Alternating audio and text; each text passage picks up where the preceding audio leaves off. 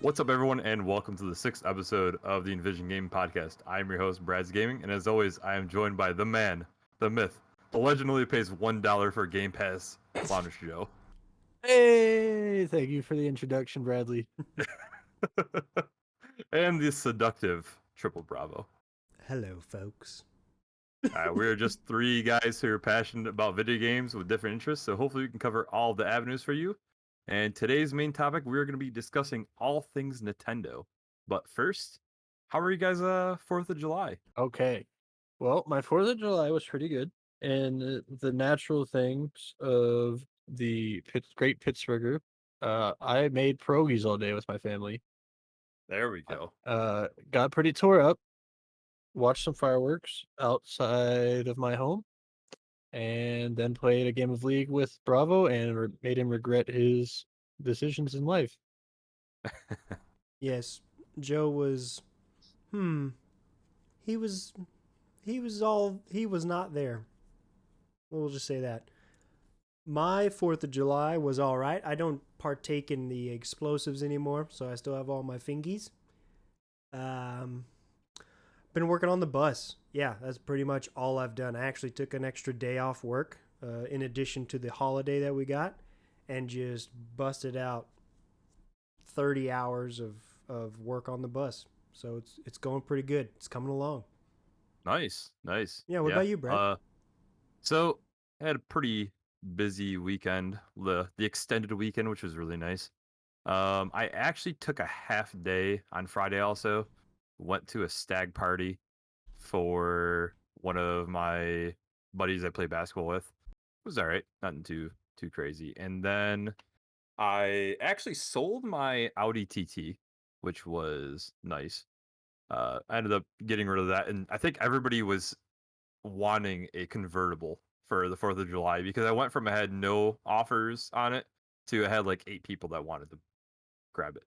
So, the other thing too is I, just had a basic 4th of July party of the family. It's pretty nice. And the usual house hunting, you know. I swear, folks, he's gonna be Week months. 6. Months. Realistically, I said that, but realistically, we're about 90% way through with purchasing this one house. As long as everything gets finalized and everything goes smoothly with the inspection, we essentially are owning this house. So Yeah. Nice. yeah. No, the housing be market over. is a nightmare right now. So congratulations to you for even making it that far. Oh, thank you. Yeah, it's definitely crazy. And then having any bit of a restriction makes it that much harder. So the fact that we were able to find anything, I think, is just a win in general. Yeah. So Speaking of wins, I am ready. I'm ready to box. you're ready. You ready But, for the Guess That Price game? I am. The rules are best 2 out of 3. These games are complete in box and guessing to the nearest dollar. So, boys, I hope you're ready. Have a little piece of paper to write down. Bravo's definitely not ready. I see him. He's scrambling all over the place. He's checking around. He's looking. He checked underneath his dog. I don't even know if he has a dog, but he checked underneath the dog. I forgot we were writing stuff down now. We're good. Are you Us Are you gonna champions, stay prepared. Are you shipping this one out too? Champions, stay prepared. Put that on a t-shirt. All right, so I want to let you know, Joe. I gave Bravo a little bit of an advantage this What week. the hell, Not really. Brad? We talked Okay, about what that. type of advantage are we talking We, about? we Just talked about that in confidence. Nothing. Are we giving him 2 guesses? No. All I literally did was I go, all right, pick a theme of what you wanted around.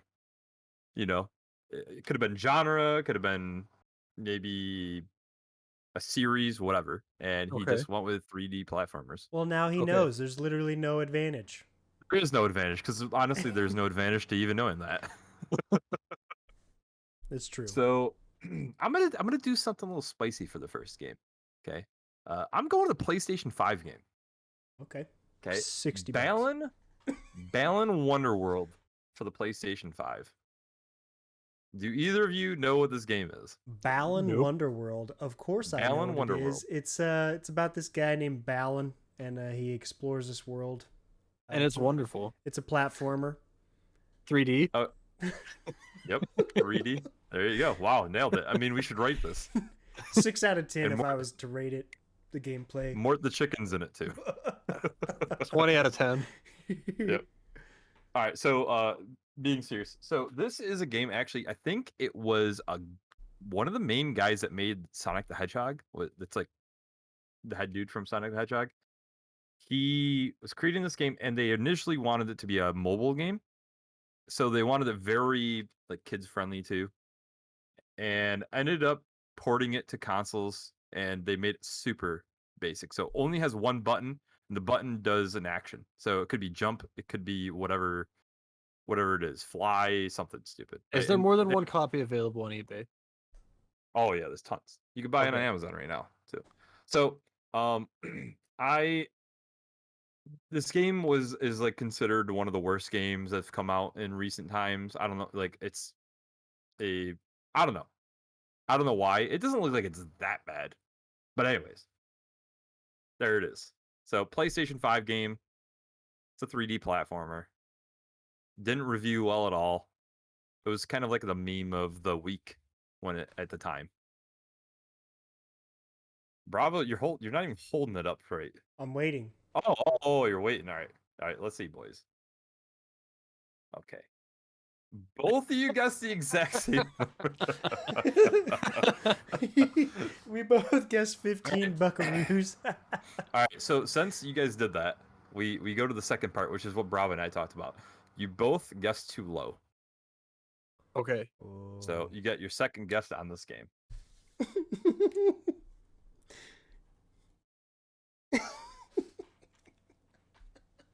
You both rate the same game. Same number again. We're done.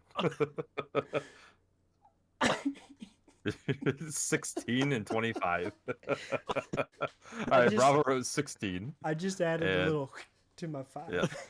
And Joe at 25. Obviously, Joe won. I feel like that's an easy Hey, guess. we don't have to bring in the obviously's with the extra adjectives, okay? We can just Yeah. say Joe won this time, okay? So it was $27. Like usual. Yeah, pretty. I Pretty feel like that's typical not too game. surprising. PS5 game. Yeah, I was like, if it's that bad, maybe it dropped to 15, and then I was like, no, that's probably just close to 30.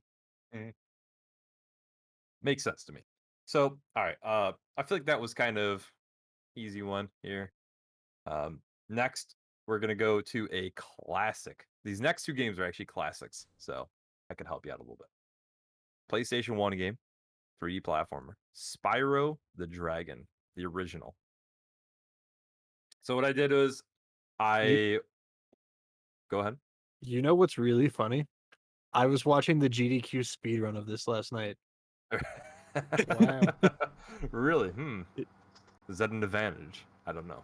No. But I will tell you, when I did this, I averaged it out.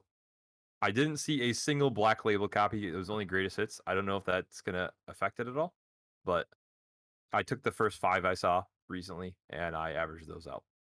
So take that as you will. Boys are rating. And we've got $45 from Bravo and 35 from Joe. Thank you, I win. Thank you. And the unanimous winner, as always, is Joe, as he was $12 off. It's only $23. I knew it wasn't expensive That makes sense. It's kind of surprising. because the guy was literally talking about how it's like a super easily accessed game that you could still get your hands on for a reasonable price. He didn't say the price. Yeah, This it's game kinda is surprising. this game is rigged. It's definitely rigged. We might have to come up with a new game. We'll figure it out. Going to bed last night, I was watching the speedrun of it. Took him like 43 minutes. Not bad. You guys are All right, working so- together against me. We'll do our final game now. Gonna do an N64 classic platformer.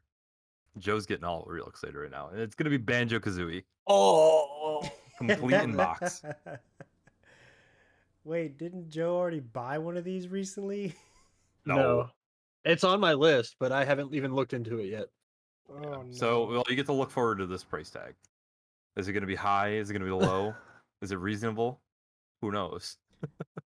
Can we get Bravo's a not hint? even writing it down. Can we get a hint? I I'm gonna I keep mine would- written. You can give him a hint. Okay, I'm all right, ready. All right. But you didn't write anything. 45. You did the same guess? Yeah. You both wrote the same thing. 45. All right. It's higher than both of yours. I was gonna tell Bravo to pick a penny higher or a penny lower, Can't do that. Mm. and that It's would higher have than been both yours. 50-50. Brad, This is complete in box, with yeah. Yeah, complete box. with the inflection in your voice, tell me exactly, like, is it like higher or like higher? I'm written. You can tell him how you want. Hi. All right. I don't know if that inflection equals a lot higher or not. 62. Bravo, you suck at this game. We're done with this segment. It was $141. Oh my Joe guessed 80. Jesus. I think I Joe, don't- what, 85, you said? 85. Yeah, $85. Yeah, $141. So it's, I will tell you right now, anything that has cardboard as a box is going to be way more expensive because they don't stay. They get damaged a Yeah. lot easier and they throw them out. So, Before yeah. we move on, though, we didn't talk about the games we played during the week. I know we didn't play much, but even some we added to the collection. Brad, wink, wink. Since someone didn't play much, what did you add here this week? I put me on the spot. I can't even remember what I purchased, but I've wasted money on. I did buy Splatterhouse on the PlayStation 3 to add on to my horror collection. And I did, which I don't have yet. I just purchased it at about 3 o'clock this afternoon. And it is Resident Evil Deadly Silence, the Nintendo DS port of the original game. So that is one of the last Resident Evil games I actually needed. I decided to pull the trigger on that because I'm like, why not? I really want to focus on just the horror stuff now. I got a little sidetracked. Mort the Chicken got a part of my soul a little bit there. He's got a place in my heart. I did find, by the way, somebody posted one on eBay. Maybe I shouldn't say this because somebody's gonna snipe me now. But I found one and I'm hoping I can get it for like $6. Oh, wow. But that's about it I could think of off the top of my head. There's a couple other things I'm sure, but nothing that I can. Bravo, how about you? League of Legends, I played quite a bit with you, Joe. That's been fun getting back into that. League is pretty much only playable with friends. Other than that, just the same old, same old. I'm still playing Deep Rock from last week with a couple of friends.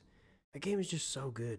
It's just, it's like ripping and tearing, but you got these little mini missions or whatever. It's pretty nice. I will say this on going back to the Guess That Price game. I lose often, but I do enjoy it because I learn just these ridiculous prices for games. I feel like that's the fun aspect of it, right? Is that some of the stuff I enjoy is when I go online, I randomly see a game, and I'm like, holy crap, this Barbie game is worth $5,000 sealed. Yeah, right? Those are It's just good stories. Yeah. Yeah, it's absurd, you know. So I've really enjoyed doing that myself. And I will say this for the audience. I really am thinking like, oh, this is an extreme price for this game. Like, when Brad says hi, I'm like, oh yeah, I'm gonna go real high, and then it's 3 times that. Ridiculous. Yeah, so I just wish that I could make it a little bit more fair. As I said, it's tough to judge for somebody who, I mean, how many games have you purchased in the past like year or so that are, would you say, retro games? Bravo, right? I would say what, Legend of Dragoon. Legend of Dragoon is the only one.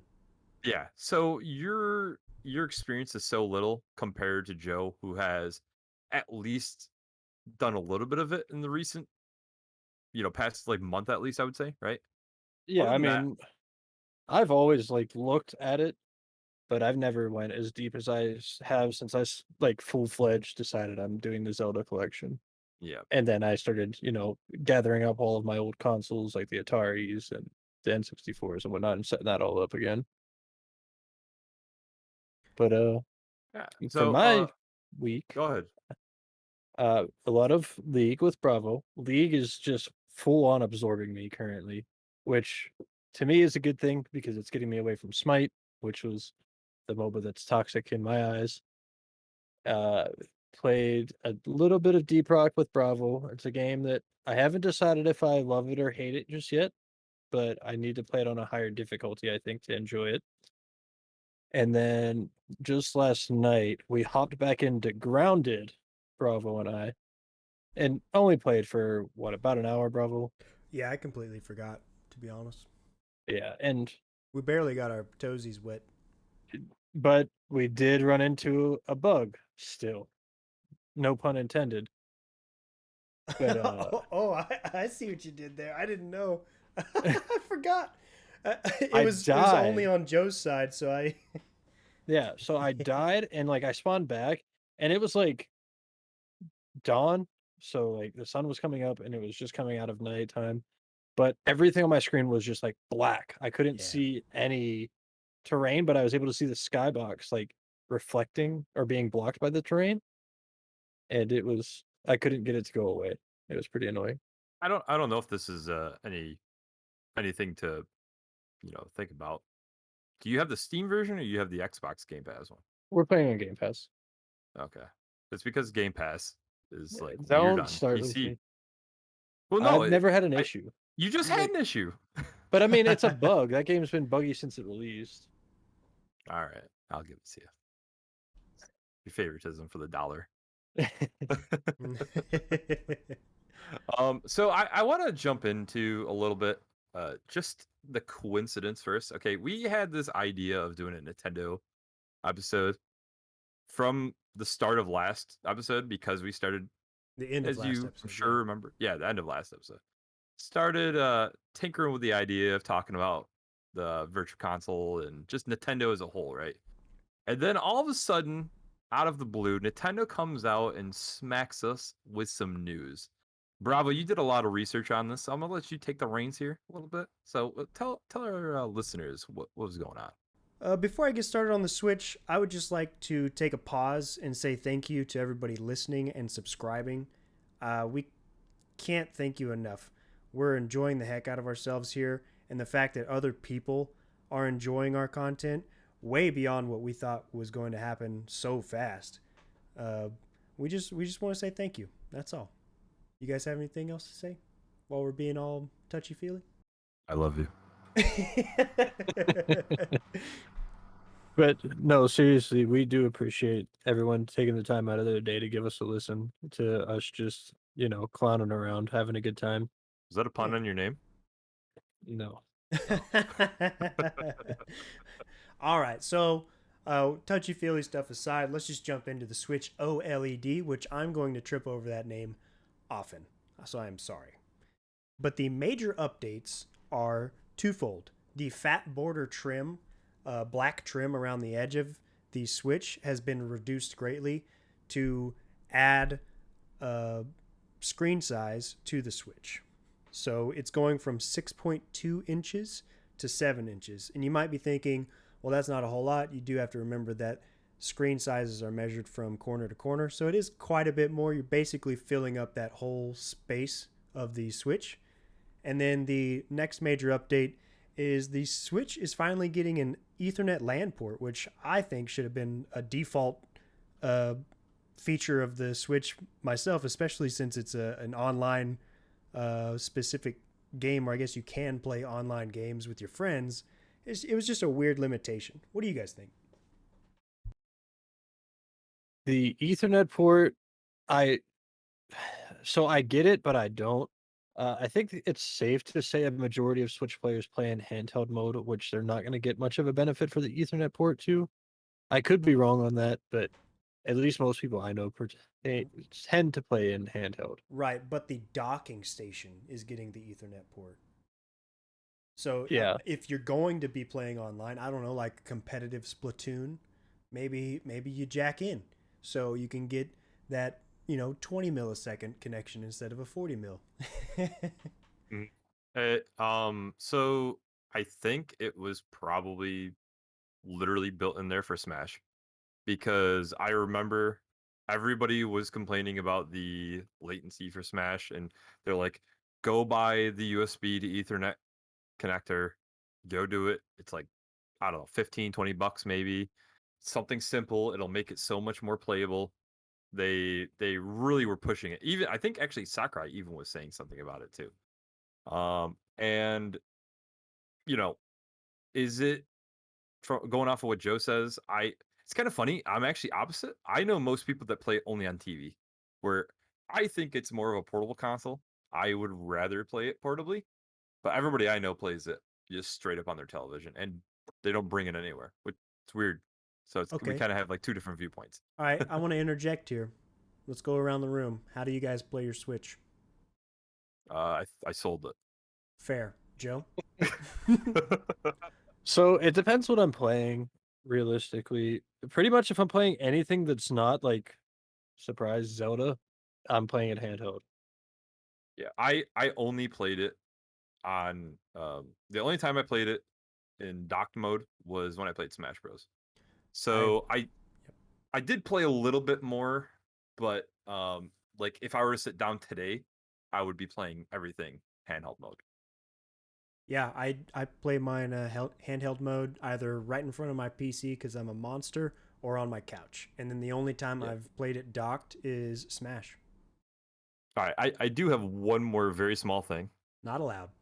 Not allowed, but I have a list. I have to keep to it. I'm just sorry. arrest me. It's. Go ahead. I'm check.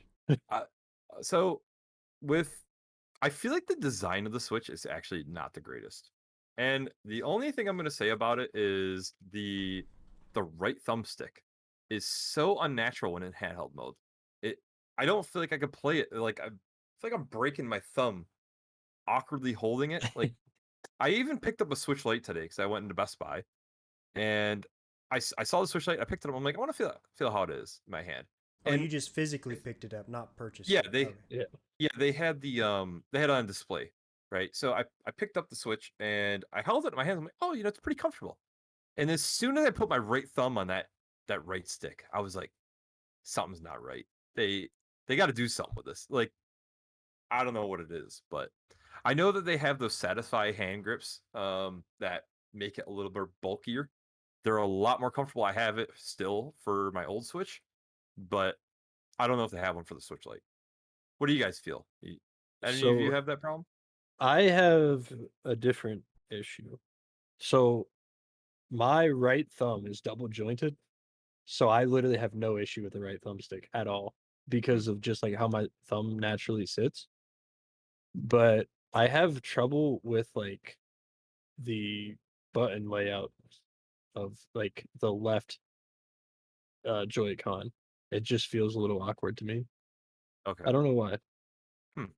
I haven't really paid attention to it much. I do know that I very much prefer the Switch Pro controller. That's actually the controller I use for all my PC games. Is the Pro controller. I just like how it feels. Yeah, they're It's a nice good controller. controllers. Really But good. like I said, I play the Switch mostly handheld, like with the screen in hand. So I don't really have an opinion on that. I just kind of play it. Yeah. I Yeah. mean, it doesn't bother me either way. Like, it's not a system I'm typically sitting down going long sessions with. Like, if I'm playing it, I'm playing it, maybe an hour and a half. Or if I'm playing anything longer than that, typically it's Breath of the Wild, which I'm playing on the TV with the Pro controller. Yeah. Yeah, and if I'm being honest, the only reason I ever bought a Switch was because I was traveling overseas and the flight is 16 hours, and I thought I would go crazy just sitting there, staring at the back of the head of the person in front of me or something. So I'm really happy I bought it because I enjoyed Zelda, I enjoyed Smash and whatnot. But anyways, moving on, let's get to the minor changes of the Switch OLED. It comes in a more adult white color, straight from the article I read, not me. The I kick. love it. It looks Well, there good. you go. It's for adults, folks. I think I just like white in general. Like pretty much any console have been able to get in white, I tend to stray towards getting it in white. Fair. I just thought it was funny that the article was like specific. They're like, it's the Yeah, adult color. the adults. It looks so white looks sleek, I feel. But the only negative is, man, if you get anything a little bit dirty, a little scuff, it sticks out like a sore thumb. You working in the Cheeto shop with it? fingers. What was that? You working in the shop with it? So my Xbox 360, I had the arcade edition. You remember that one, the white one? Yeah. So I had that one. I just pulled that bad boy out. I don't know what I did with it. It looks like I just pooed all over it. and just smeared something on it. I had a problem, I think. I don't know. I see the issue with it being a Switch, and like kids typically like to play the Switch games. You're gonna have the Cheeto finger issue. Mom, It's gonna be the Mom. orange switch is actually what it's gonna be. More Yeah. pizza That's what they buckets. don't know. It illuminates when Cheetos touch it. One thing Go I ahead. didn't see, I assume it's compatible with the previous Joy-Cons, right? That is up in the air. It still has the same Joy-Con slots, but I'm assuming they're the same. But Okay. They have to be, right? yeah, I would it's assume- unknown at this point, but it's got to be the same. Yeah, that was just something that popped into my head at the last second because I'm trying to get my hands on the Zelda Joy-Cons, and just something that came up. It was like, wait, if I end up getting this, will I even be able to use them? I don't know. I could. Well, all right. If you're saying would Nintendo do something like that, yes, they would, because Nintendo is also the company that was selling you a 3DS without a charger. Oh wow. So it, I could see it Okay. both ways. Well, the jury's But- still out on that one. Then we'll see. I would say it's about 95% chance that they're going to work without the other switches. Yeah, I'm gonna That say would be mine. 94. 94, Bob. Anyways, 96, Bob. the next bullet on a minor update, which maybe this should have been a major update, is the kickstand on the back. Instead of being like a teeny tiny little stick, it's basically the whole back that can kick out and hold the Switch up, which is a pretty big problem for people that are playing on the go. The small little stand that was original, that thing would like snap off, but then he'd sneeze. I felt like it just didn't. I don't know what they did. They were like, all right, boys, how are we gonna have this thing kicked up? And then the guy was eating a popsicle, and he was like, I got it. And he just attached the popsicle stick to it. Or a 7-year-old child enters the room and it just snaps. Like they don't even have to touch it. Pretty much, yeah. It's impressive how bad that is. Literally like those old school phone cases from like the mid 2000s that just had that little kickstand on the back, and you could watch like your 144p video on your phone. You listen here, boy. I watched so many amazing videos on that. But the new kickstand is my favorite feature by far. My sister and I will play like just on the normal Switch's screen, like not plugged in, and we'll just play Mario Kart, and it always has to sit at that really awkward angle. And now it gives you like more of an option to tilt it to for two the people to additional see. angles, it's like it's almost weird because you don't even think about the additional angles that you get just from that how that hinge works. But if you I have a Surface Pro, and well, it's actually the Surface Go. Weird excuse flex, me. but okay. Yeah. No, this is the most budget Surface that you can imagine. And thing, I mean, I don't even know if this could run Diablo 1. It's so bad. It struggles to watch YouTube videos. But anyways, I love that tablet. I almost wish I splurged a little bit and got a better one because it is so convenient. And man, that kickstand is literally the best thing about it. I love it. Yeah, well, all right. Kickstands are OP. I'll put that in the major update next time. That is the update. They can keep the rest of it. Just give me a new Yes. kickstand. Next, they promised enhanced audio. That's literally all the details I have right now is just promised enhanced audio. They slightly moved where the speakers are on it and promised better audio. It's got a wider frequency range to provide more depth to music. I don't know. Audio engineering is hard. They put the speakers right where your palms lay. So they like Halfway it comes. echo past your palms. Yes. Genius. They have doubled the internal storage from 32 to 64 gigs, and you still have the micro SD card slot, just in case you need more room. I think that's actually a better feature than. Yeah, I think it's a better feature than maybe what people would think. You might not even need to own a micro SD card now. 64 gigs is still tiny, in Yeah. my opinion, for that console. It is. My I don't. phone has double that. So okay, you would know better than I would, both of you, because you still own a Switch. What are the sizes of the games? Do you know? Are I have they 6 games installed, and I can't install more. okay? I don't know the sizes of the games off the top I'm of sure my Breath head. of the Wild's got to be one of the bigger ones, right? I'd It's got to be. assume. I think gotta Mario be- Kart 8 is one of the largest. Every time Yeah. I try to install a new game, it's always trying to get me to uninstall Mario Kart. Well, I was just thinking to myself, if you get some kid, like let's just say you buy it for your child, you're probably going to be at least be able to get 3-4 games on it. Yeah, I just mean- googled it. Breath of the Wild is 13.4 gigabits. Okay. So, I mean, if we're going that route, you can't even get 3 Breath of the Wilds and do the standard. So, I mean, it's a good upgrade. Yeah, that's what I mean. So I would say if you're getting this for your child, you could, you're not going to buy them a ton of games, but you could get them just kind of the essentials. You could probably get away with not dropping the extra bucks on just a micro SD card. The first thing that I purchased was an SD card for mine. Oh Same. yeah. Yeah. But But I the- also cracked my Switch, like hacked it, so I have other games. I didn't know on we had the a SD criminal cards. on this podcast. Wow. I mean, You- it's are you- emulations of games I own. Are you Yeah. are you hacking Xbox as well to get that $1 a month Game Pass? No, I wish. I think we need to figure out what They Bravo's thing they charge was, me 'cause- $30 now because you guys wouldn't stop mentioning it. like we got to get our money back. But now that we know Joe's a criminal cracking stuff, Just send in Bravo a is tech assumed. Yeah, tech report. Bravo's you know? assuming that I'm a drug smuggler with my games. So what is Bravo doing here?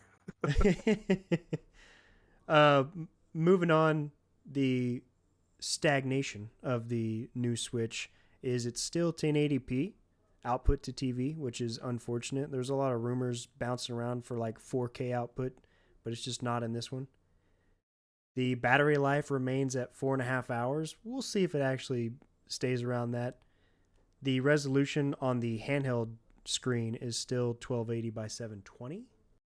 And yeah, go ahead. So with the stagnation stuff, just here, I feel like the 1080p output to TV, like, probably not the biggest deal out of these three. I'm just amazed that they still just kept this thing 720p in handheld mode. It's absurd. The Like fact that- they made an OLED and 720p just blows my mind.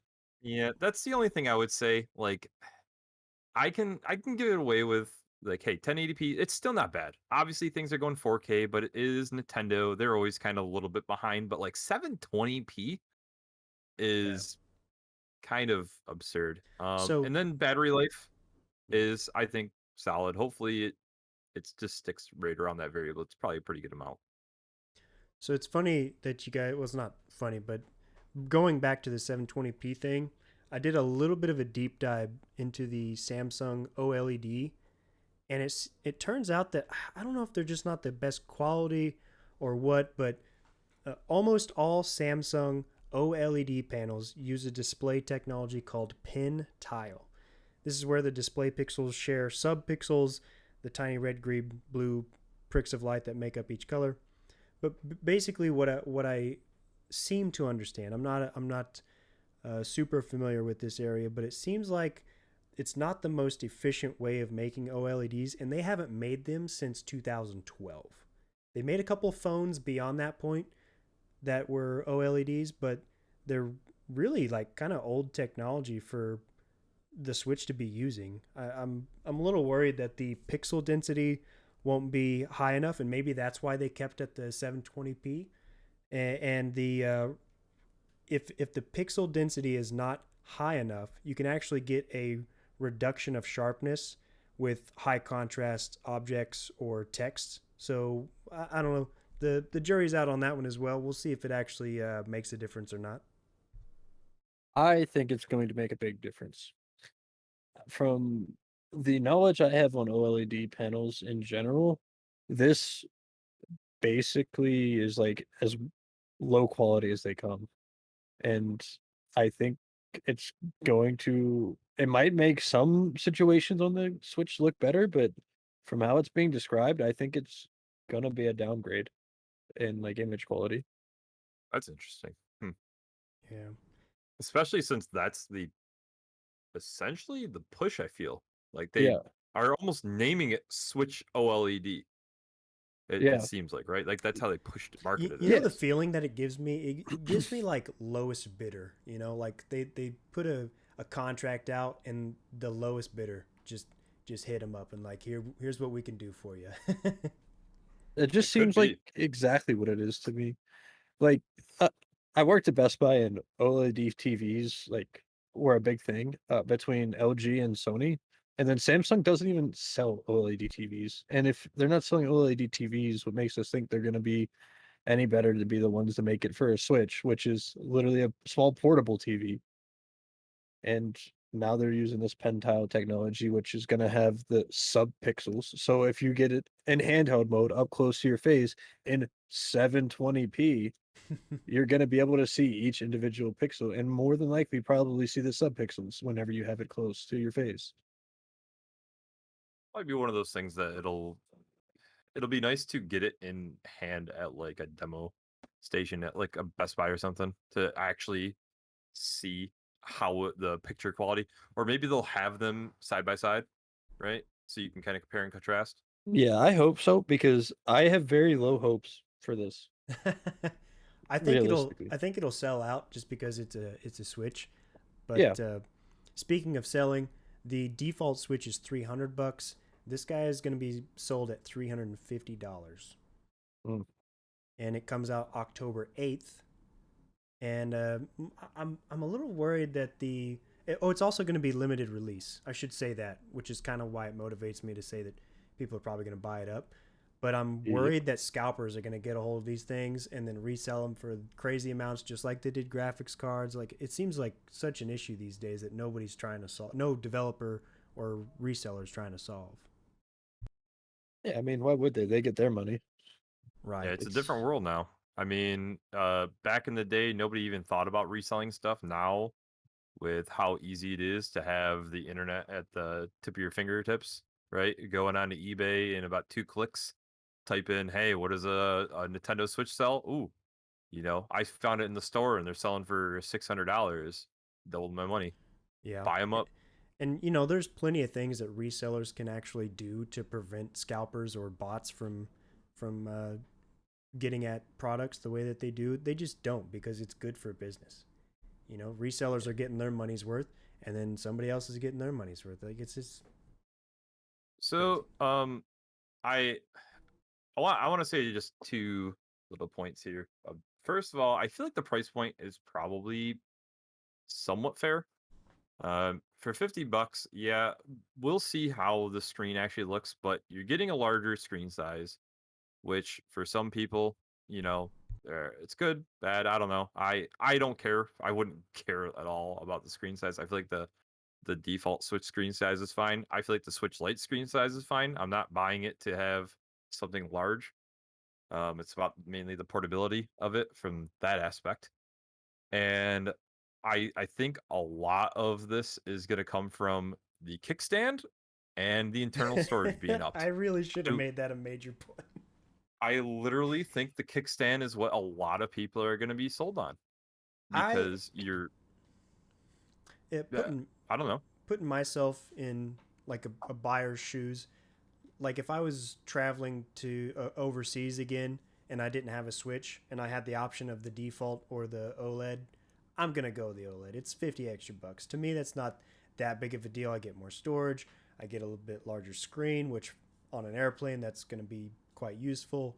You know, I would do it. It's a pretty good price point for them to just release into the wild.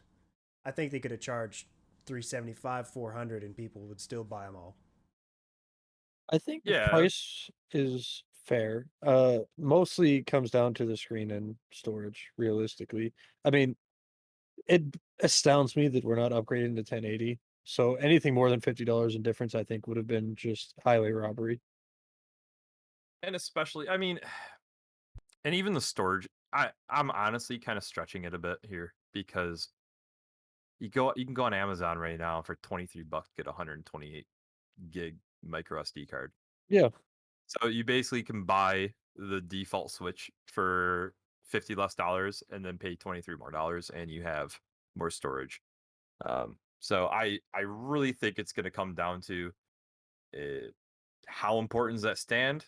Is a bigger screen size important to you? And is the OLED screen going to be this massive difference? And do you like white? I like white. I I'm really hesitant with the Samsung OLED. If they would have said it was an LG panel, I probably would be all in and lining up to buy one.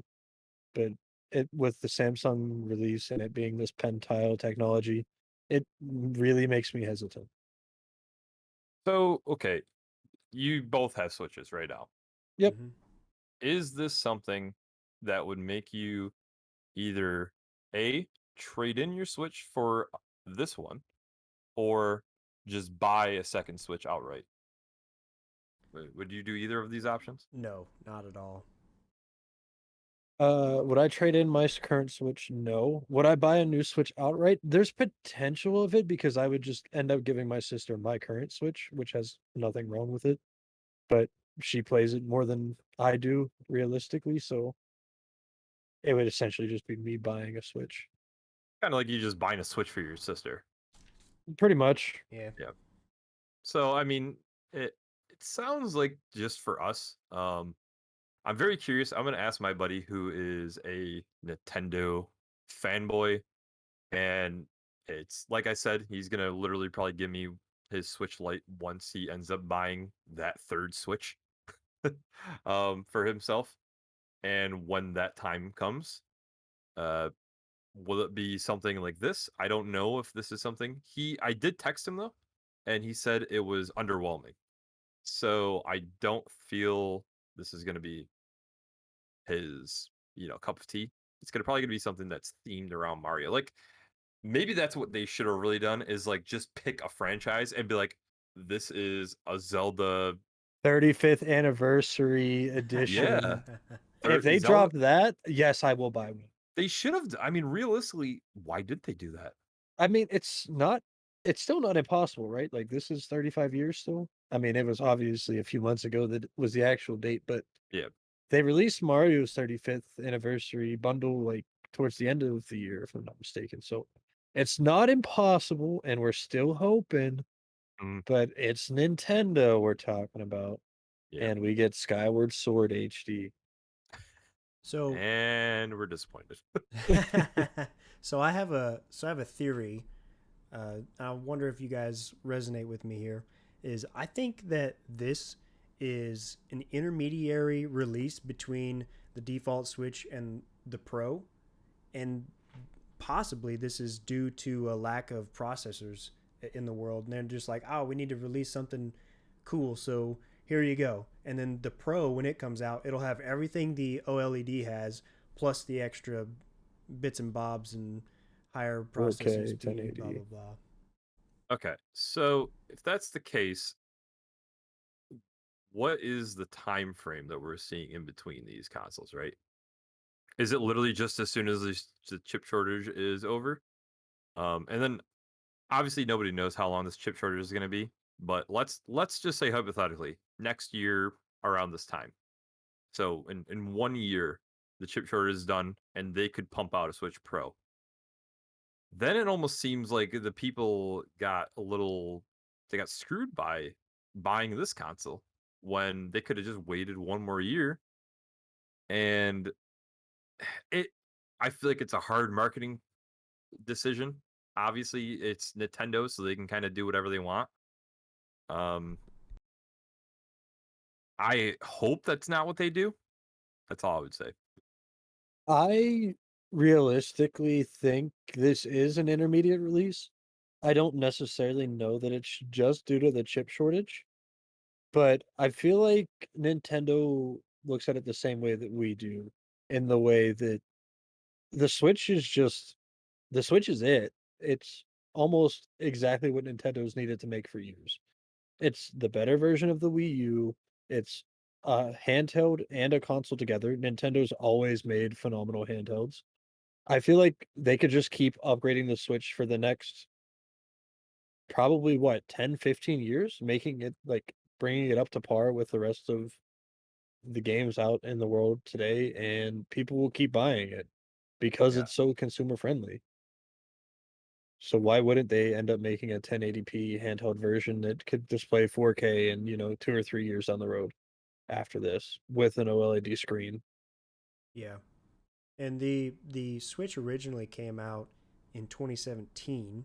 So it's been about 4 years since something's happened with the physical console. So I mean it's kind of time, give it a little bit of an update. And if they can give it just a little bit, sell it, and then in a year, 2 years, they bring out a pro, or maybe they stay away from the pro name because they do want to ride the hype on the Switch for so long.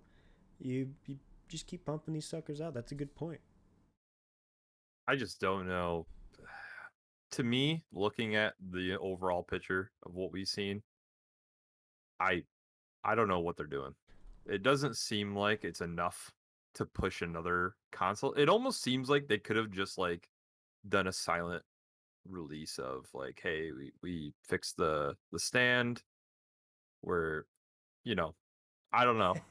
I would give them mad props for going back to the default Switch and just fixing the leg. Yeah, I think people are putting too much weight behind this. It really is just an extra screen and some more storage. It's kind of almost like a here's the things we fixed. Uh, Buy it if you want it. They're Yeah, not. I I wholeheartedly expect them to hard market this and try to push it, but I don't think this is gonna sell as well as, a standard Switch is just because of the $50 price change. Some of the more hardcore Nintendo fans, sure, but if they're gonna make this sell, they're gonna have to slap a Mario or a Zelda edition out. If they're gonna make the sell, they need to stop producing the normal Switch and only produce this one and the Switch Lite. I think that that's the thing, because if you're given the option and you do a little bit of research, are you like, oh, for $50 I'm gonna, unless like I said, I don't think either of us can really say, oh, the screen is crap, the screen is great, whatever. We don't know until we actually have it in our hands and we can have somebody physically look at it. But unless that screen's blowing me away, I'm gonna take the $50 extra and go buy a game. Moving on, let's talk Nintendo profits and revenue real quick. So, our previous episode, we talked a whole lot about the Game Pass, and included in that was the Xbox profits and revenue. So, just to give a bit of a gauge on how large these guys are, in 2020, Nintendo made a $6 billion profit with a revenue of 16.6 billion. That's compared to Xbox profits of 44 billion and a revenue of 143 billion, which is 7 Nintendos. So that's just a fun little fact for you. Just wanted to compare those two, have a fresh mind of exactly how big these guys are. Moving on, let's have Brad handle the virtual console stuff. All right, so I think along with Joe, pretty passionate about the virtual console here, I'm beyond because passionate. yeah, it is beyond astounding that Nintendo has not done anything about this. So all I want to say is it is pathetic that the Wii U has probably the best virtual console out of any of the consoles that Nintendo's released. And I just want to go over. I have written down a bunch of the consoles and the price tags, what we're looking at, and they literally have to do is port this over to the Switch. Now I know they do have a NES/SNES virtual log. I don't know exactly what you want to call them. They're like classics, whatever. You get them for free with your online subscription for $20 a year. It's a good deal, but there are so many titles that are being missed. You're only looking at NES and SNES. I think it's something crazy like 58 games on the NES, and there are 46 SNES games. It sounds Um, right. yeah, and you are getting some Japanese exclusives, things that weren't released. You're getting some crazy online versions, some ROM hack stuff. I get it. It's cool. But let's get on to that anyways. So, first thing I want to say is NES games on the 3DS and the Wii U are, for the most part, $4.99 per game.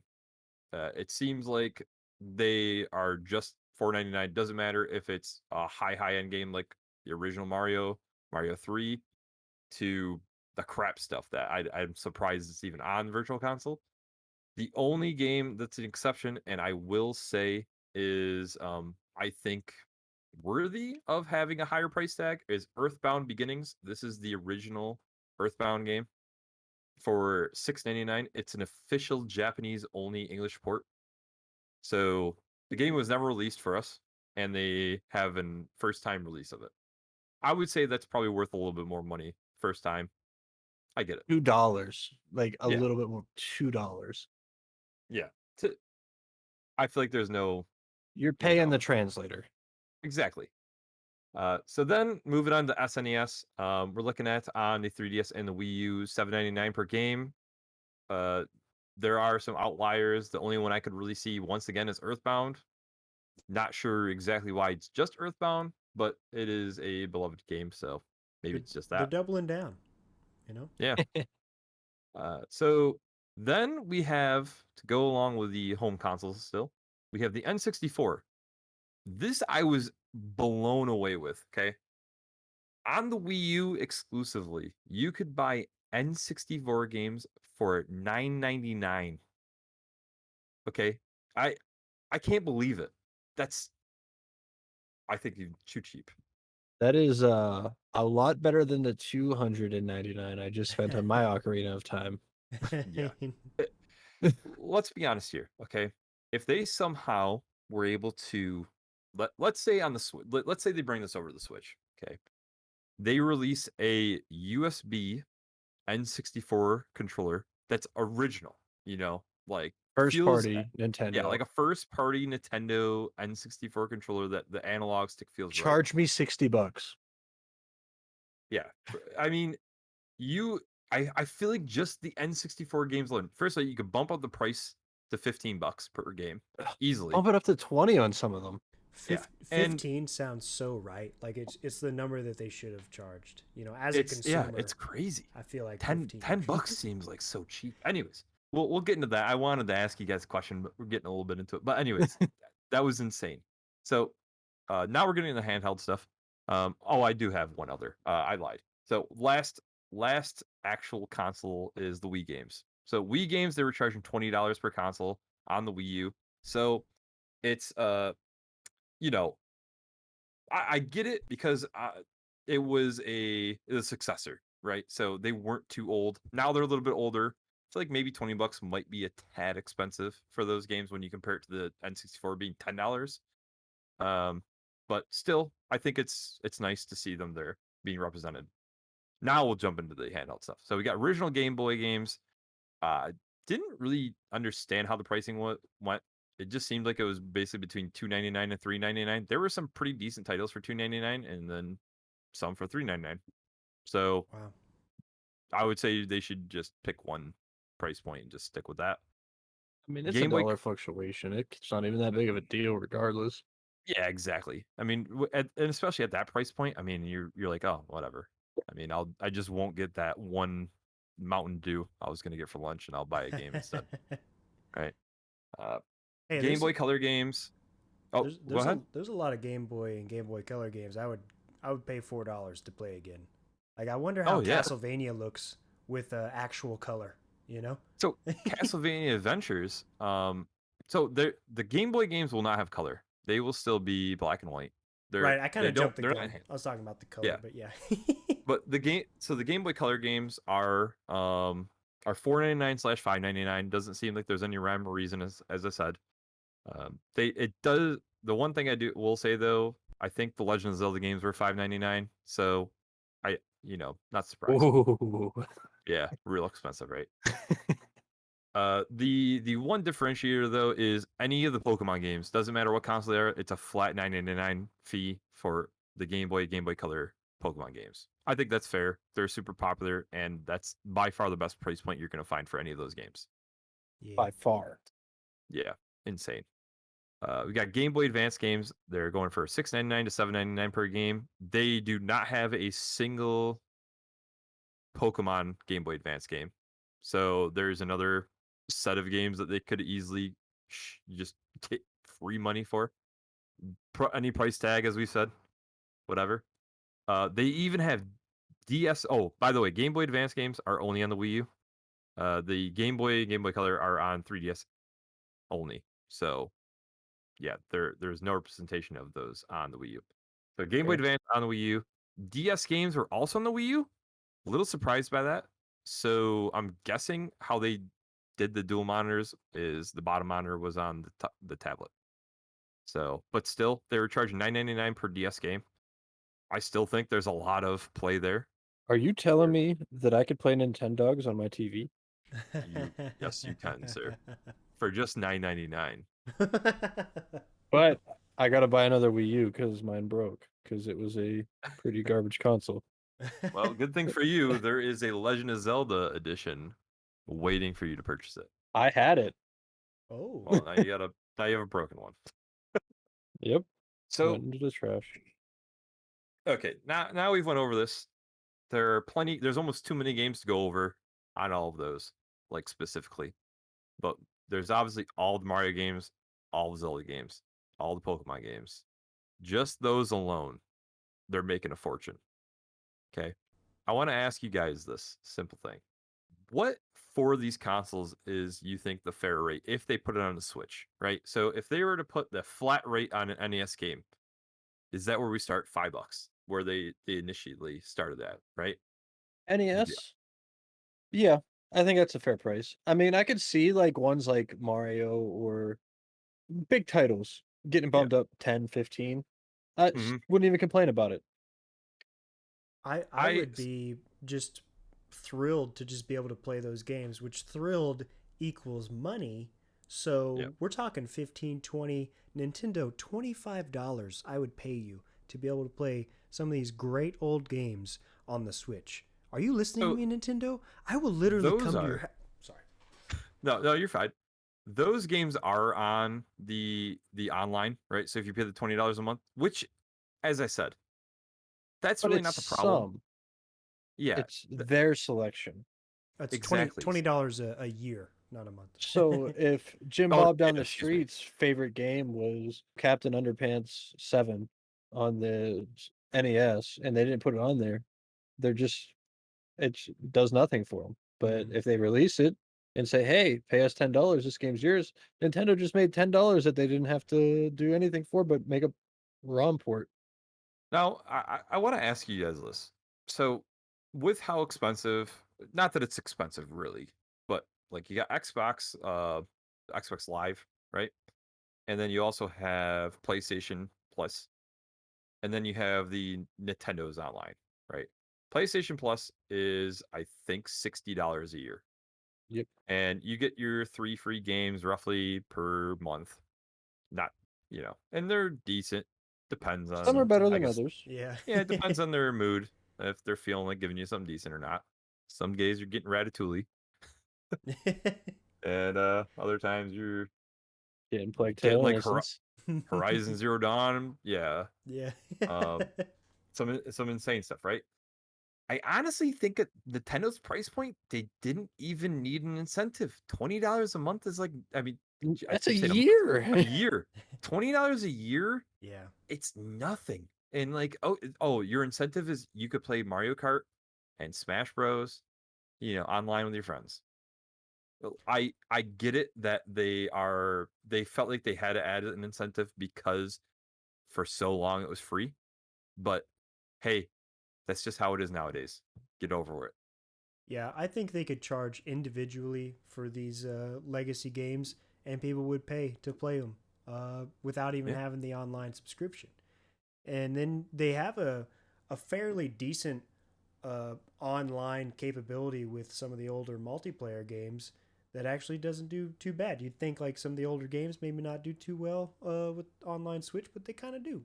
So that's kind of cool. I'm about to rip into Nintendo's online platform, but I have to say, to start this off, you can't really fault them too hard whenever their price is $20 a year. And I pay the $35 a year for my family. And I mean, we don't even have all 8 slots filled. There's 4 or 5 of us. And it's still worth. Yeah, and it's so worth. You know, Yeah. my brothers, a couple of younger family members, they play the Nintendo. They don't even know it costs money. They just play. They Mm. just think it's free. You know, and that's Uncle Bravo, happy to do it for you. But first off, going into some negatives about their online play, the voice chat. It's not that big of a deal because they have some or most games that don't really require voice chat, but there's some pretty competitive games on the Switch now. And you have to have a smartphone with an app to communicate with your friends, and it's so much easier just to do it through Discord or whatever third party app you have, you know? So I hope you have friends that play games through you or with Discord with you. That's a sentence. My question is, what game on Nintendo would you say is competitive that requires communication? Splatoon. Hear me Okay, out. why? No, it's not. But No, I mean, I will back him up and say that Splatoon probably is the one game that comes to mind that it's a team-based, like team versus team competitive game. But And having I like I don't know how competitive it would be and how much you need to but I'm sure there's something that yeah. is there. So the but only one let's that really comes to mind is Rocket League for me because that's like a passion project. It's way easy to communicate, but a lot of us do it through the predictive text, whatever you want to call yeah, that. but my point is, we're talking about Nintendo, somebody who Yeah. hates the competitive scene of everything. They want to be the casual All gamer's right. home. All right. So let me hit you with this, okay? I'm traveling. We're gonna use the traveling bit again. I'm traveling to another country, and I want to play Smash Bros with my friends. I have the online capabilities because it's a fancy airplane or whatever, and I can't communicate with you conveniently through Nintendo. I have to use a third party app. It's strange that they don't have it built in. It is, but I also see to their like we said, it's $20 a year Yeah. for a standard. It's something that, is kind of a basic requirement when it comes to online gaming nowadays. Even most games have it built into their own system, but Nintendo, like I said, is always about the casual gamer and hates the competitive scene of anything. So Mm-hmm. in their eyes, they probably see communication as something that's needed for a competitive scene and not so much casual because they still like couch co-op. I mean, you couldn't play Mario Party online for how many years? And you say couch co-op, but I remember when the Switch came out, and that was like kind of like their marketing. Like, we don't have a way to have voice chat because you're supposed to be playing this on a couch with your If I'm not friends. mistaken, Switch didn't even have multiplayer when it first released online, correct? It took them a couple months. Yeah, and they didn't have voice chat at all. I'm pretty sure if I was a guessing man or a betting man, the voice chat stuff being demanded by the player base, they were like, here's an app on your phone. I don't know, Yeah, just just use it. like leave us alone. Yeah.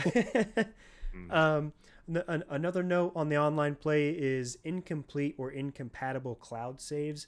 I personally don't have any experience with this, but apparently some of their games, even first party games, don't have cloud save capabilities, which is Yep. rather strange.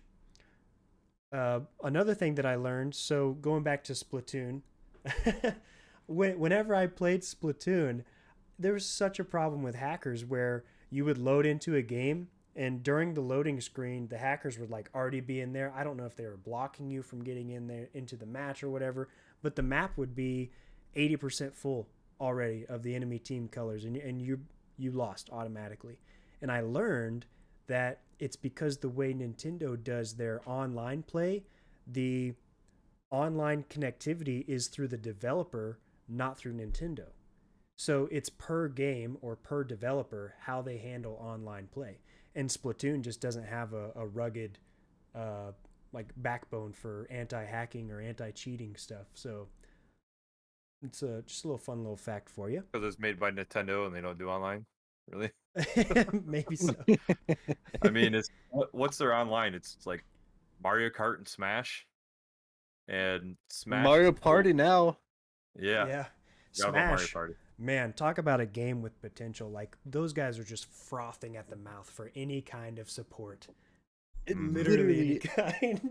If Nintendo would just be like $100 tournament, people would go nuts. There would It be would- literal fights in the street. It would probably break the internet for like literally $100 Smash tournament Yep. sponsored by Nintendo. That's Yeah. all it takes.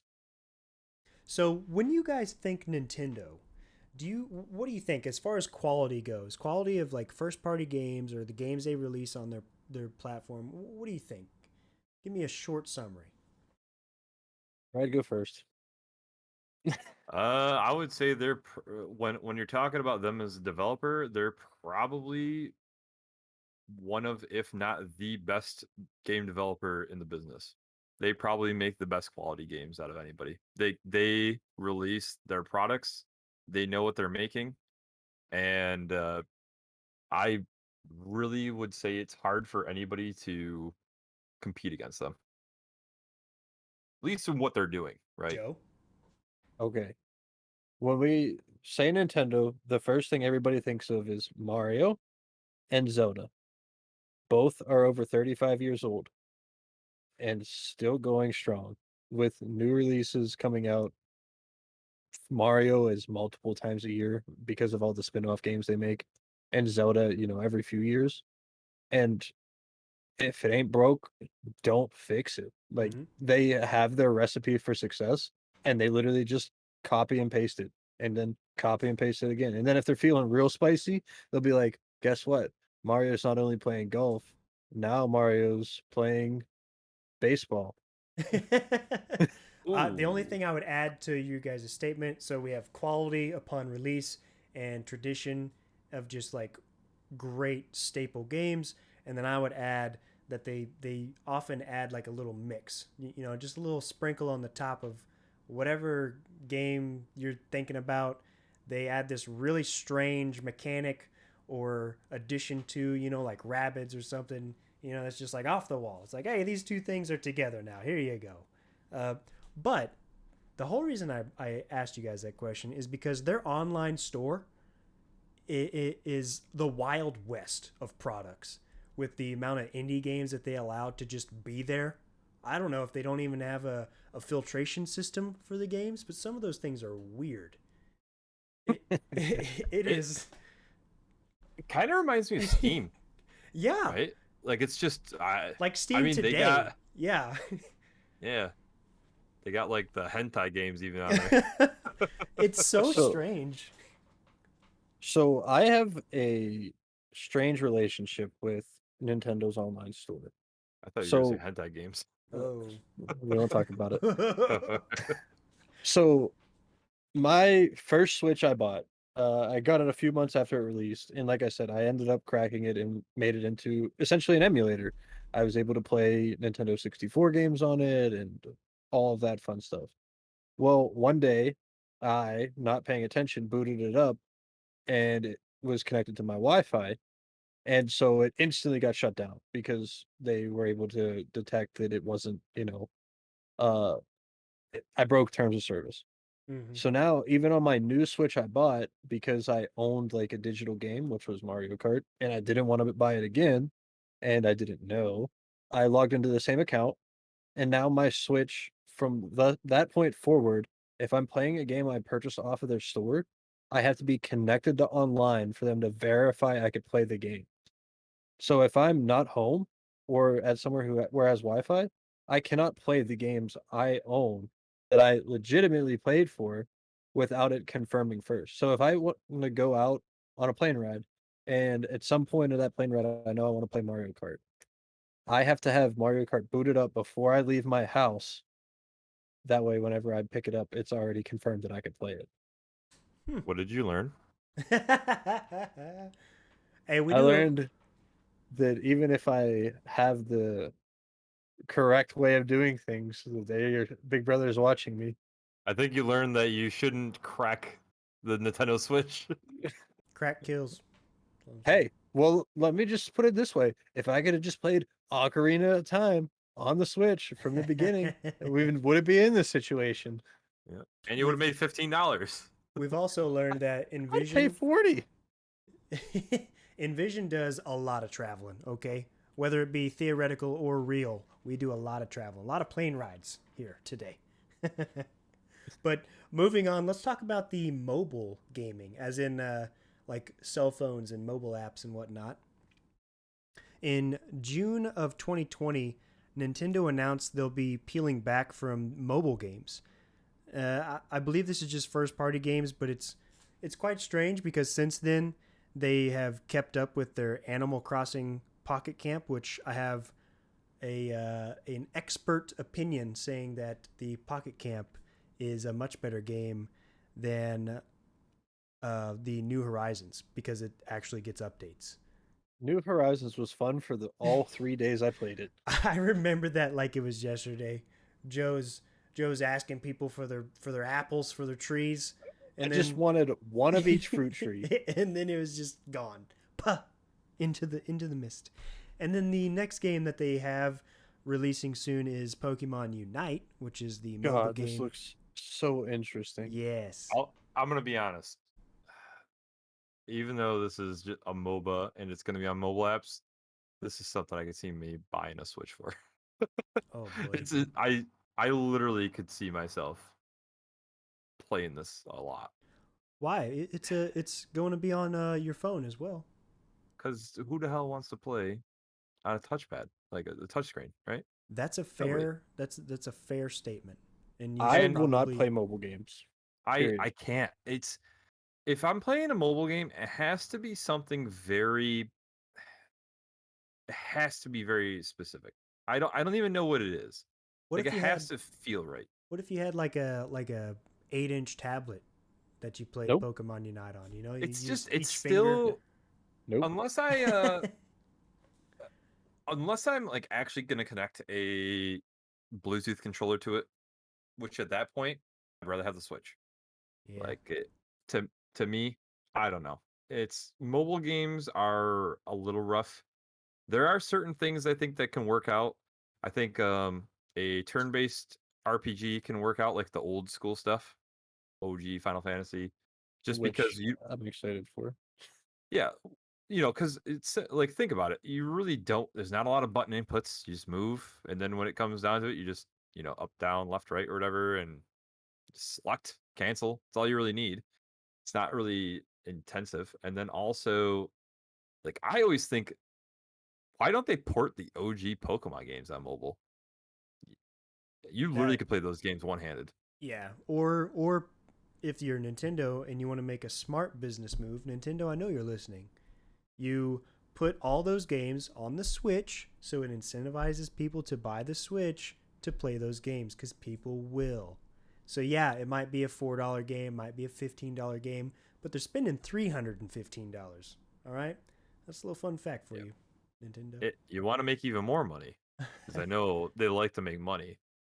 You make a one-off exclusive, kind of like the Game & Watches. Oh, yeah. Okay? You get one of those Game Watches. You throw a nice little $60 price tag on it. You get it themed off in Pokemon Red, and then Pokemon Blue, and then Pokemon Yellow, and then Pokemon Gold, and then Pokemon Silver. The machine keeps pumping. 20 hours later, and Pokemon Ruby. I mean, it's free money. It blows my Do you mind. guys They're think so that they do that they should because hire me. they want like artificial limitations so their price stays up or something? I don't know. So the thing is, like, okay, I keep going back to Zelda because it's what I know most. Ocarina of Time for the Nintendo 64. Just to buy the game, you're looking at like $80. For like a fancy copy, like 30 for a standard copy. That's just the game. Guess how much Nintendo makes off that? $0. Zero. If Why? Nintendo was just like have a digital copy of a game that we've had created since 1998 Hmm. that most of the people who worked on are probably retired at this point. And people like you goofballs are still going to buy the physical copies, so it's not like the legacy stuff goes What does completely. Nintendo care? They Yeah, already made money off of it. I Yeah. don't know. I don't know. Here's the thing when it comes down to it in reality. What does it matter if like okay, if it's still popular, you know it's popular, right? You know Ocarina of Time is popular, right? Why would you not take advantage of it? The nostalgia and just make money. You're all you're doing is losing money. That's all you're doing. And I mean, maybe not you're not losing money because it's not like they would still make it if they printed it right now, right? Yeah. So it's just a matter of time of when they decide to do it. I come to the conclusion Nintendo doesn't want to make money. I think we got it all wrong, guys. It's the only thing that makes sense at this point. Yeah. So I will say this: there's it, Nintendo's not the only one that does this too. Just a tad off topic. Something that surprises me are some of these companies too. Like you've got Konami. Konami has more franchises, I think, than people realize that are huge. Okay, and Konami's basically dead. They don't really make real games anymore. They do pachinko machines. They have other businesses where they make their money. If if they were to get back into gaming, which there's a chance, there's been rumors out there of them possibly gearing up with other people, whatnot. But where are like Castlevania? Okay, yes, they're that's all they're really doing is doing those collections. Which hey, at least they're doing a little bit of money. They are getting that free money that we're talking about of put Castlevania collections, the NES games, the SNES games in a bundle. So right. Um, there's just so many games though. I mean, Castlevania, Silent Hill, things that people are paying astronomical amount of money for. That even if you were just like, I'll charge $10, that's free money for you. I'll just do it part in it. There's so, but Nintendo just has so many. It's like absurd. Mm-hmm. Like, if Nintendo legitimately had an issue where, like, okay, the Switch physically can't run emulations or ROMs, but it can. Mine does.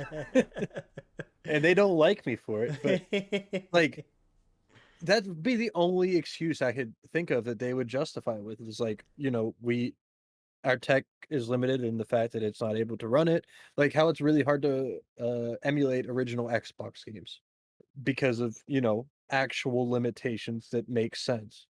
But that's not what the Switch's problem is. So it's just like literally they just don't want the money. Yeah. Yeah, I think almost anything can run NES and SNES games. Well, and even going with that, Game Boy Color, probably even Game Boy Advance if you're talking SNES because it's roughly the same graphic. You know, I would say graphically. Yeah, it's a strange thing. Yep. Well, going back to the Pokemon Unite, I did learn something special in my research here. It's a MOBA, so I dove deep into that, looked into the developer. It's made by Timi Games, Timi Games, which is owned by Tencent. And Tencent purchased Riot Games in 2015, which, of course, own League of Legends, which you guys know we play. And whenever they initially purchased Riot Games, they asked them if they could make League of Legends a mobile game. Riot declined and claimed that the game could not be replicated on a smartphone.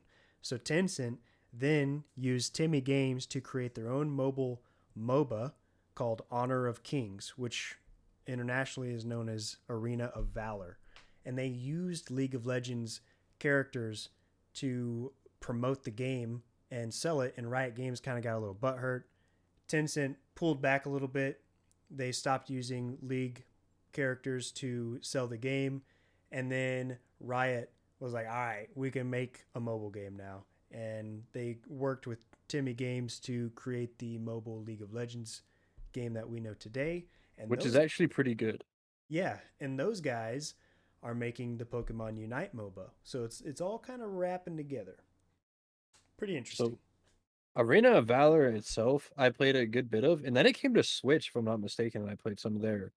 But it was actually like a pretty good MOBA in general. Like it was a little easy because most people who were playing it were casual mobile gamers, but like it was a pretty sound game. And the League mobile version, I've only played a couple matches on, significantly shorter games. And once again, it's an entertaining, simplified version of League.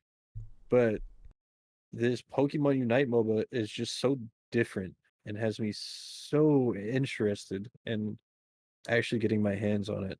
I don't know if you guys got anything else to go off of with that, but I had just one more question for you both, and it's kind of gearing back with the virtual console stuff. Is there a perk for Nintendo? Can any of you think of this? Is there a perk for them not having the virtual console? What is the reason for it? I've racked my brain on this for a week since we decided to do this episode, and the only thing I can think of is that they're relatively traditionalist. Like they have like an honor, and they must not feel like they can produce a quality game using the Switch. I don't think that's true. I think they could do it easy enough, but they why else would they not? Their financial department has got to be just frothing at the mouth every single day trying to get these guys to port games or release games that are already on other console stores. Like it just doesn't make any sense. So it has to be like an honor thing, a quality thing, tradition. I don't know. I have a few thoughts on this topic.